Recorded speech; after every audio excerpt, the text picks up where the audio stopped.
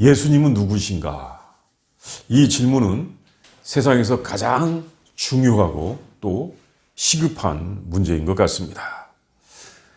예수님께서 제자들을 데리고 이 빌립보 가이사라의 지역에서 제자들에게 이 질문을 하셨습니다. 사람들이 인자를 누구라고 하느냐? 사람들이 나를 누구라고 하느냐? 예수님은 자기를 칭할 때 사람의 아들, 인자라고 그렇게 칭했었거든요. 사람들이 인자를 누구라고 하느냐? 이 질문에 제자들은 여기에 대하여 대답을 했습니다. 사람들은 예수님에 대하여 세례 요한이라고 하기도 하고, 어떤 사람은 엘리야라고 하기도 합니다. 또 어떤 사람은 예레미야나 선지자 중에 한 사람이라고 하기도 합니다. 이렇게 대답을 했습니다. 그러자 예수님께서는 이렇게 질문하셨습니다. 너희는 나를 누구라고 하느냐? 이때 베드로가 대답하였죠. 주는 그리스도시요 살아계신 하나님의 아들이십니다. 이렇게 대답을 했습니다. 그래야 예수님께서 이 대답을 들으시고 큰 칭찬하셨습니다. 뭐라고 하셨냐면, 바요나 시몬아, 내가 복이 있도다. 이를 너에게 알게 한 이는 혈육이 아니요 하늘에 계신 내 아버지시니라. 이렇게 베드로를 크게 칭찬하셨습니다. 그리고는 이 베드로의 고백, 이 대답을 들으시고 아주 중요한 몇 가지 말씀을 더하셨습니다. 오늘 그 말씀을 보도록 하겠습니다.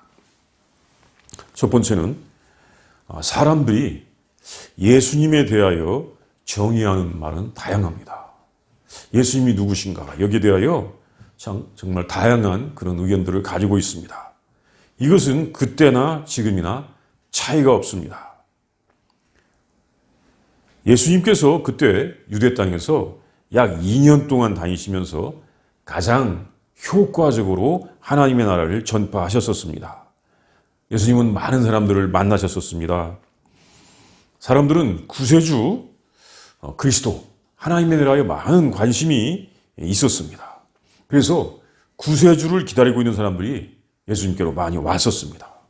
그래서 사람들이 예수님께로 왔었을 때 예수님은 많은 병자들을 치료해 주셨습니다. 또 한 번에 수만 명이 모여서 거기서 정말 보리떡 5개, 물고기 2마리를 가지고 함께 식사를 하기도 했었습니다. 그것을 먹고는 사람들이 막 감격해가지고 예수님을 왕으로 삼으려고 하기도 했었습니다. 예수님은 그것을 피하여 이제 가셨습니다. 그러면서 사람들은 예수님에 대하여 자기들이 아는 대로 누구인가에 대하여 정의하고 있었습니다. 어떤 사람들은 예수님을 세례 요한이라고 생각하기도 했고, 어떤 사람들은 엘리야라고 생각하기도 했었습니다. 어떤 사람은 예레미야나 또 선지자 중에 한 사람이라고 그렇게 생각을 하는 것입니다. 사람들이 예수님을 아직은 그리스도로 알기보다는 선지자 중에 한 사람으로 알고 있었던 것입니다. 예수님을 구세주, 그리스도라고 생각하지 않고 있었던 것입니다. 아직 구세주가 오시지 않았다는 것입니다. 왜 그렇습니까? 구세주가 오면은 분명히 세상이 달라져야 되는데, 세상은 온통 평화스럽고 근심과 걱정은 없어져야 되고 우리의 삶은 편해야 되는데, 특별히 또 다른 문제, 아주 중요한 문제도 해결되어야 될 문제가 있는데 그렇지 않다는 것입니다. 그렇지 않고 아직 아닌 것 같기 때문에 그렇게 예수님을 구세주라고 생각하지 않고 있었던 것입니다.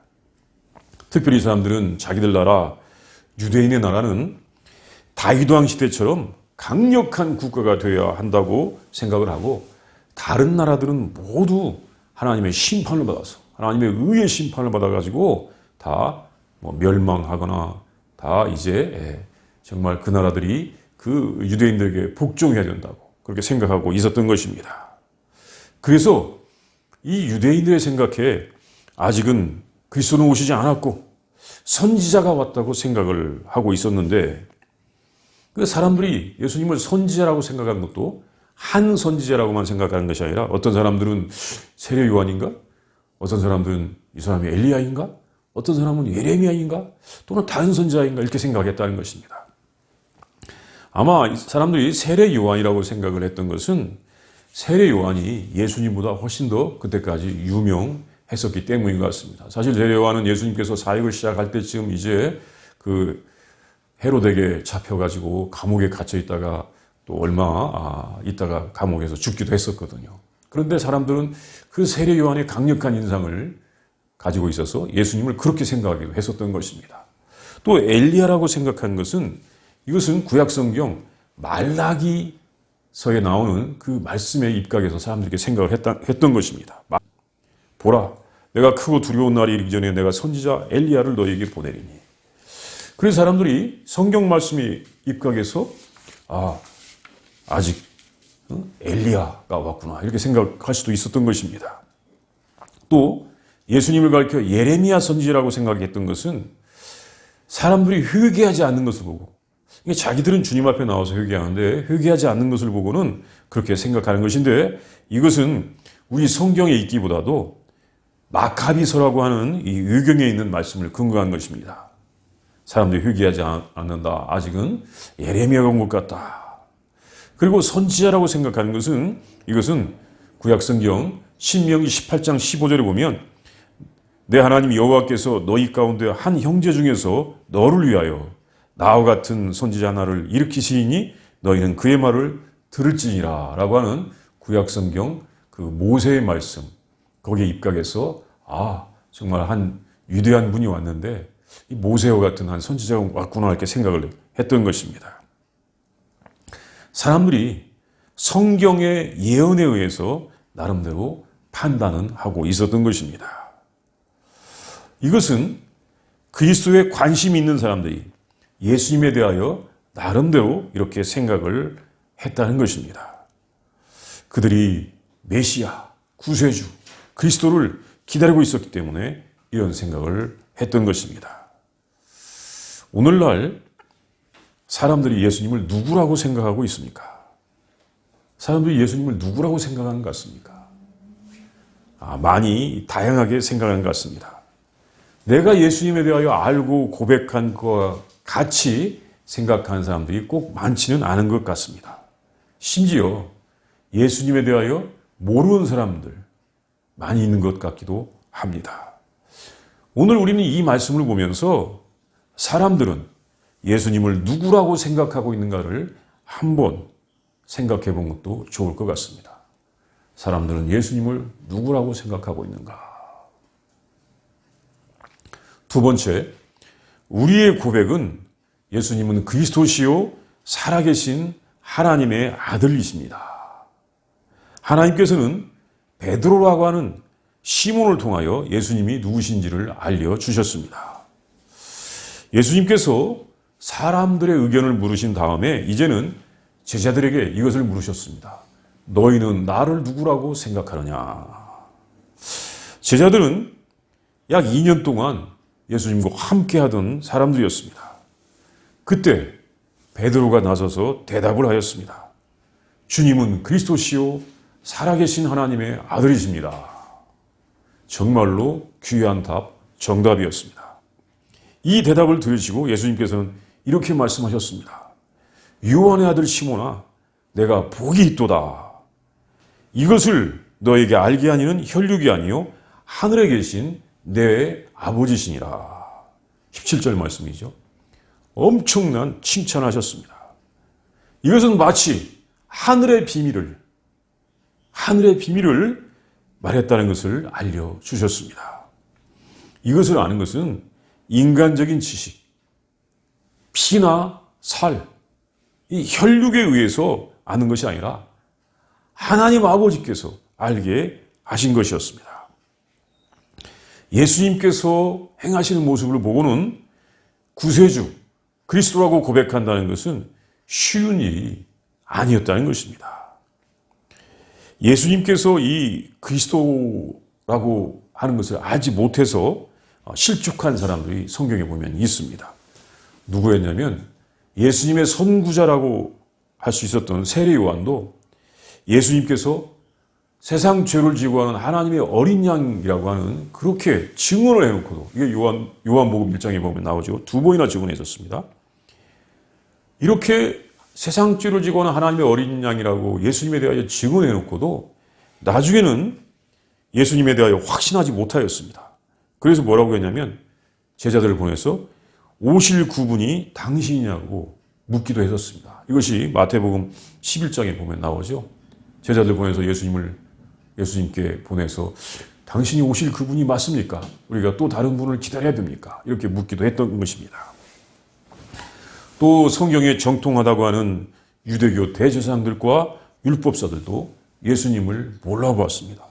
사실 대제사장들이나 율법사들, 대제사장들이 정치적인 거래에 의해서 대제사장이 되었다라고 하는 말도 있지만 나름대로 그래도 성경에 대하여 알고 정통한 사람들 아니었겠습니까?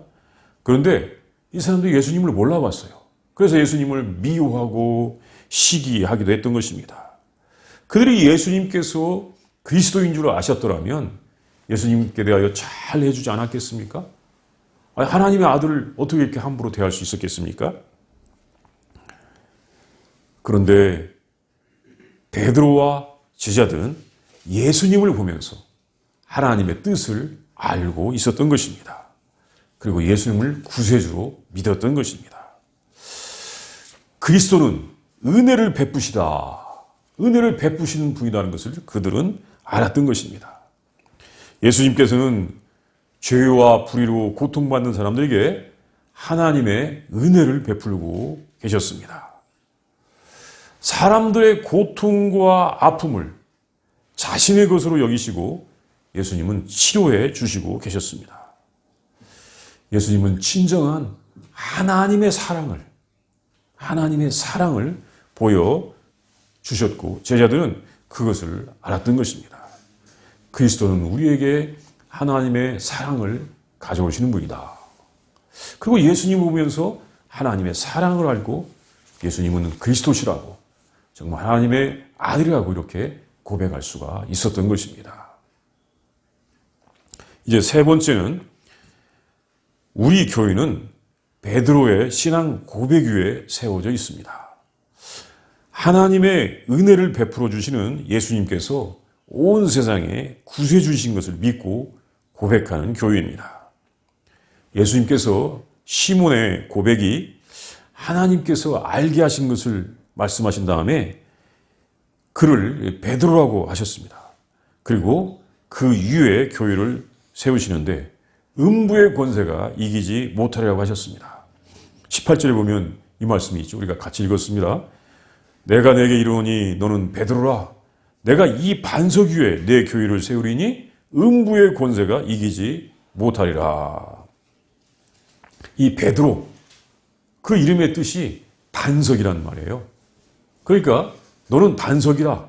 이 반석 위에 내 교회를 세우리라. 이런 말씀입니다. 베드로, 반석 따로 해놓으니까 우리가 이것이 지금 다른 말처럼 생각하는데 너는 반석이라. 이 반석 위에 내가 내 교회를 세우리라 말씀하셨습니다. 이것은 우리 주님께서 그 베드로와 같이 신앙 고백을 하는 이 사람들 위에 교회를 세우시겠다고 하신 것입니다. 예수님께서 구세주 그리스도시요 살아계신 하나님의 아들이시라고 하는 그 고백 위에 예수님께서 교회를 세우셨고 우리는 하나님을 믿는 것입니다. 이것이 매우 중요한 것은 예수님을 아직 선지자의 한 사람으로 보는 유대교와는 다른 것입니다. 유대교에서는 아직 그리스도가 오시지 않았다는 것입니다. 그들이 생각하는 그리스도는 누구냐면 유대인들에게는 은혜를 베풀지만 그게 차이가 있어요. 유대인들이 생각하는 그리스도는 유대인들에게는 은혜를 베풉니다. 베풀지만 다른 민족들은 심판하는 분입니다. 왜? 다른 민족들은 하나님을 알지 못하기 때문에 불의를 행하기 때문에 다른 민족들은 거기에 있는 애굽, 에돔, 이 모압, 또 노마 모든 사람들에게 심판을 베푸는 분이 그렇게 이제 하나님이시고 그 하나님의 아들이 그리스도가 오시면 다 다른 민족들에게 심판을 베풀어야 되는 것입니다. 특별히 당시가 이 노마의 식민지였기 때문에 노마로부터 해방시킬 강력한 힘을 가지고 와야 된다고 생각을 했었습니다. 아까 말한 것처럼 다른 지역들, 그 이방인들, 야마인들이 갖고 와가기 때문에 이 사람들 다 심판해야 된다고 생각을 했었습니다. 그리고 선민인 자기들에게는 은혜를 베풀어야 된다고 생각하고 그런 하나님을 기대하고 있었던 것입니다.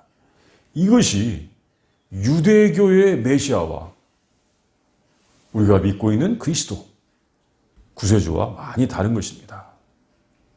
유대인들 하나님을 잘 믿는다고 생각하는 사람들 많이 있는데 유대교는 굉장히 자기 중심적이죠. 또 기독교인들 가운데서도 자기 중심적으로 믿고 있는 사람들은 혹시 이쪽의 정신을 많이 갖고 있는 사람들입니다. 예수님께서는 소유 이방인들에게도 은혜를 베풀어 주십니다. 모든 민족에게 차별 없이 하나님의 은혜를 베풀어 주십니다. 우리가 이 말씀을 신약성경 골로새서 3장 11절에서 볼 수가 있는데 우리가 한번 그 말씀을 찾아보도록 하겠습니다. 이게 굉장히 좀 중요합니다. 유대인들의 메시아와 우리들의 그리스도, 구세주가 어떻게 다른가. 골로새서 3장 11절 신약성경 한번 찾아서 읽도록 하겠습니다. 시작.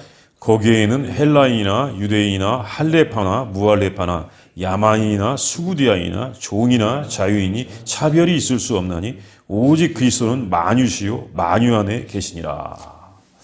그래서 지금 차별이 없다. 이 말씀 때문에 특별히 이 말씀을 봤는데 에베소서 2장에 가면 정말 이방인들도 다 하나님의 자녀가 되게 하셨다라고 하는 것이 우리 예수님의 신비, 그리스도의 신비라고 하는 것을 말씀하셨습니다.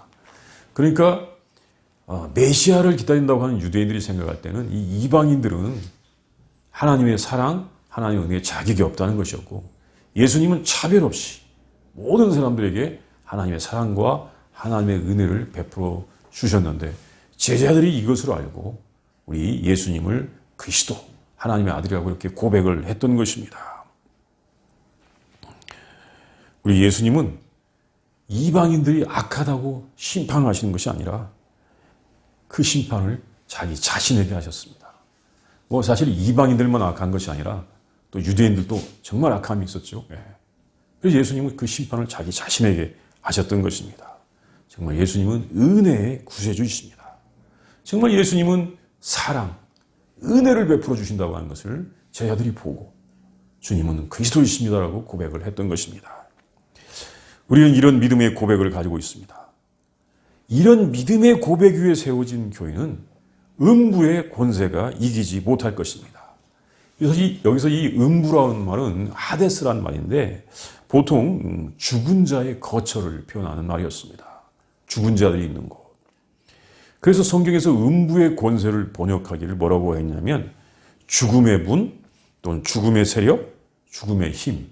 성경의 번역에 따라서 한국말 성경에도 번역본이 여러 가지 있잖아요. 거기에 따라서 죽음의 문. 어떻게 보면 이 죽음의 문이 가장 원어에 가까워요. 또는 죽음의 세력, 죽음의 힘이라고 하였습니다. 그러니까 이 죽음의 세력이 이 교회의 권세를 이기지 못할 것입니다. 예수님께서 그리스도이심을 믿는 교회는 정말 하나님의 은혜를 베푸시는 예수님께서 그리스도이심을 믿는 교회는 결코 죽음의 힘에게 패배하지 않을 것을 말씀하셨습니다. 예수님께서 생명의 주님이신 것을 말씀하신 것입니다. 예수님께서 이제 죽음을 이기고 부활하신 것처럼 교회도 부활의 능력을 힘입게 될 것을 우리 주님께서 말씀해 주셨습니다. 정말 예수님이 그리스도이신 것, 하나님의 아들이신 것을 믿는 교회는 결코 죽음의 세력에게 패하지 않을 것입니다. 이제 네 번째는 예수님을 그리스도로 믿는 교회는 천국의 열쇠를 받습니다. 이 땅에서 예수님을 믿는 교회는 천국의 일을 하게 될 것입니다. 예수님께서 19절에 보면 내가 천국 열쇠를 내게 주리니 내가 땅에서 무엇이든지 매면 하늘에서도 매일 것이요 내가 땅에서 무엇이든지 풀면 하늘에서도 풀이라고 하셨습니다. 교회는 천국 열쇠를 가지고 천국을 열 수가 있습니다. 닫혀진 천국을 열 수가 있는 것입니다. 그리고 땅에서 무엇이든지 묶는 것은 하늘에서도 묶일 것이요 땅에서 무엇이든지 푸는 것은 하늘에서도 풀릴 것입니다. 대단한 권세를 주셨습니다. 이것은 베드로처럼 주님은 그리스도시라고 우리 예수님은 그리스도시라고 고백하는 성도들에게 하나님의 동역자가 되는 것을 말씀해 주신 것입니다. 이렇게 신앙 고백하는 사람은 하나님의 일을 한다. 하나님의 동역자라는 것입니다. 천국을 닫고 여는 것, 천국을 열고 닫는 것, 또한 천국에서 하는 일을 묻고 푸는 것, 이것은 하나님께서 하시는 일인 줄 알았는데 이렇게 신앙을 고백하는 성도가 함께 하는 일인 것입니다. 그래서 이것은 우리가 천국의 동역자인 것을 말씀해 주십니다. 사실은 그때까지 사람들은 누가 천국의 동역자로 알고 있었냐면 유대교의 대제사장과 그 제사장들이 천국의 하나님의 일꾼인 줄 알고 있었던 것입니다. 그러나 이제 우리 예수님께서 오셔서 예수님을 구세주로 아는 사람들에게 이와 같이 하나님의 동역자, 천국의 일꾼인 것을 말씀해 주신 것입니다. 이제 다섯 번째는 예수님께서는 제자들에게 자기가 그리스도인 것을 아무에게도 말하지 말라고 경고하셨습니다. 이것은 제자들에게 알려지는 것입니다. 그래서 제자를 삼는 것이 중요한 것입니다. 예수님께서 그리스도라는 것은 그리스도를 기다리는 사람들에게 아주 기쁜 소식, 좋은 소식이 될 수 있습니다. 예수님이 그리스도이십니다라고 알리는 것은 정말 기쁜 소식 중에 기쁜 소식입니다. 그런데 예수님께서 뭐라고 말씀하셨습니까? 말하지 말라고 하셨습니다. 왜냐하면 사실 이것은 말로 전해지는 것이 아니기 때문입니다. 많은 사람들이 예수님께 와서, 예수님 주변에 와서 예수님의 이적을 보고 치유를 받고 갔지만 사람들은 예수님을 그리스도라고 하지 않고 아직은 그냥 선지자라고 그렇게 말할 뿐이었습니다. 이것은 예수님이 구세주시라는 것을 몰랐습니다. 제자들만이 알았습니다. 우리들이 예수님을 그리스도라고 고백할 수 있으려면 몇 번 만났다거나 어떤 이야기를 듣고 알게 되는 것이 아니라 예수님과의 지속적인 교제를 통해서 가능한 것입니다. 예수님 잠깐 믿고는 주님은 그리스도이십니다 라고 감격해서 고백하는 것, 이거 쉽지 않습니다. 할 수 있습니다. 그러나 그분이 진정한 예수님, 진정한 그리스도를 알았는지에 대해서는 우리는 다시 한번 확인해 봐야 되는 것입니다. 아, 이 사람이 입술로 그리스도를 고백했기 때문에 정말 그분은 그리스도의 제자가 되었다고. 그렇지 않은 것 같습니다. 우리가 예수님을 그리스도로 고백할 수 있는 것은 예수님과의 지속적인 교제를 통해서 그것이 가능한 것입니다.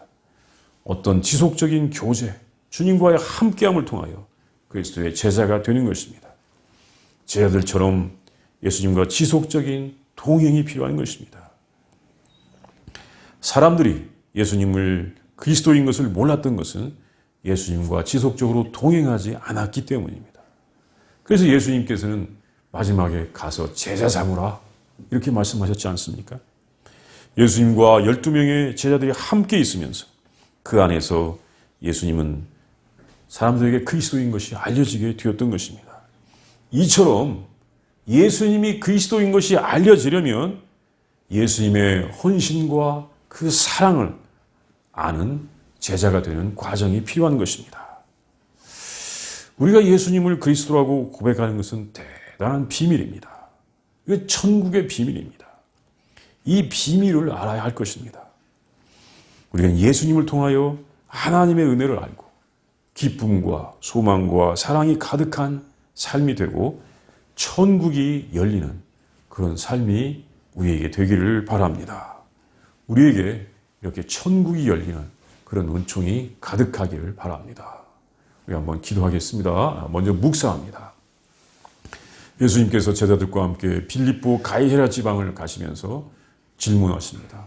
사람들은 인자를 누구라고 하느냐? 이때 제자들이 대답하죠. 누구입니다. 누구입니다. 누구라고 합니다. 그때 예수님께서 너희들은 나를 누구라고 하느냐고 묻습니다. 그때 베드로가 대답합니다.